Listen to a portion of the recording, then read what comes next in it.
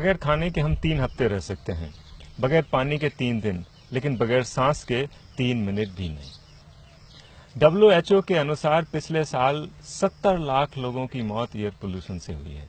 तो आज हम यही बात करने वाले हैं, हमारी सांसें कैसे सलामत रहें। हवा में 3 गड़बड़ियां होती हैं। पहली कार्बन और डस्ट पार्टिकल्स, दूसरी जहरीली गैसें और तीसरी ऑक्सीजन की कमी। तो डस्ट पार्टिकल्स या कार्बन पार्टिकल्स जिनकी वजह से खांसी, अस्थमा जैसी रेस्पिरेटरी प्रॉब्लम होती हैं, इनकी तरफ हमारा ध्यान है, अवेयरनेस बढ़ी है।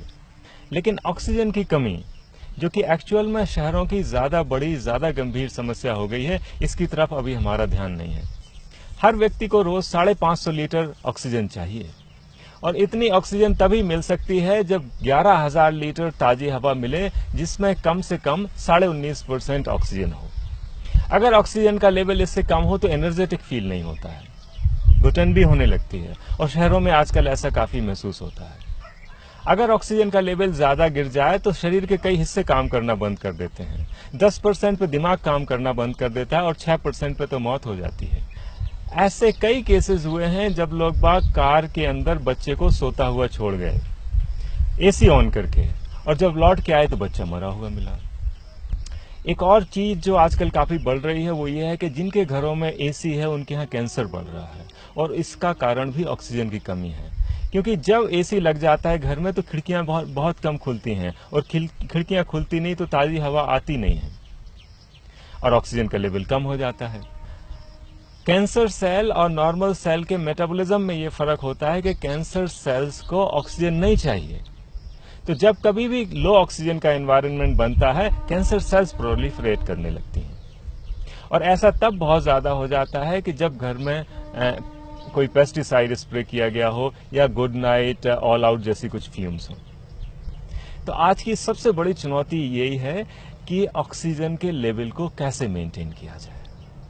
तो इसका एक तरीका तो यह है, चलो भाग चलें जंगल की ओर, लेकिन ये सब तो नहीं कर सकते हैं। तो जो ये नहीं कर सकते हैं उनके लिए सुझाव नंबर 1 ये है कि घर में अगर एसी है तो उसे तुरंत निकाल के कबाड़ी को दे दें, क्योंकि जब तक एसी नहीं जाएगा खिड़कियां नहीं खुलेंगी, और जब तक खिड़कियां नहीं खुलेंगी तब तक 11,000 लीटर पर पर्सन हवा अंदर नहीं आएगी, और इससे कम हवा में काम नहीं चलेगा क्योंकि बाहर की हवा में ऑलरेडी ऑक्सीजन कम है। दूसरा काम यह करें कि घर में जितना भी गैर जरूरी सामान है वो जरूरतमंद लोगों को दे दें, क्योंकि जितना ज्यादा खाली स्पेस होगा उतना ज्यादा हवा के आने की, रहने की गुंजाइश बनेगी। कई लोगों के घरों में ऐसा है कि घर सामान से पटे पड़े हैं, अब घर में अंदर खाली जगह ही नहीं तो हवा आए कैसे, और हर सामान अपनी कुछ न कुछ वेपर्स भी छोड़ता है। तो अगर सामान कम होगा तो हम उनकी वेपर्स से भी बचेंगे। और तीसरा काम जो हम सबको करना चाहिए वो ये है कि हमें खुद अपना एयर पोल्यूशन कम करना चाहिए।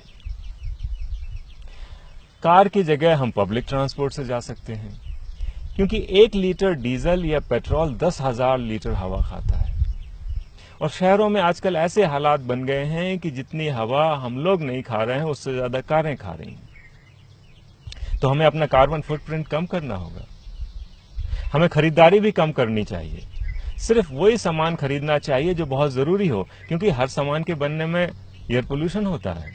चौथा काम ये करें कि ऑक्सीजन के प्रोडक्शन पर ध्यान दें। घर में आगे, पीछे, बालकनी में, छत पे, जहां कहीं भी जगह हो पेड़ पौधे लगा दें। जमीन में लगाएं, जमीन नहीं है तो गमला में लगाएं, लेकिन ध्यान ये दें कि पेड़ पौधों पे कभी भी पेस्टिसाइड ना डालें।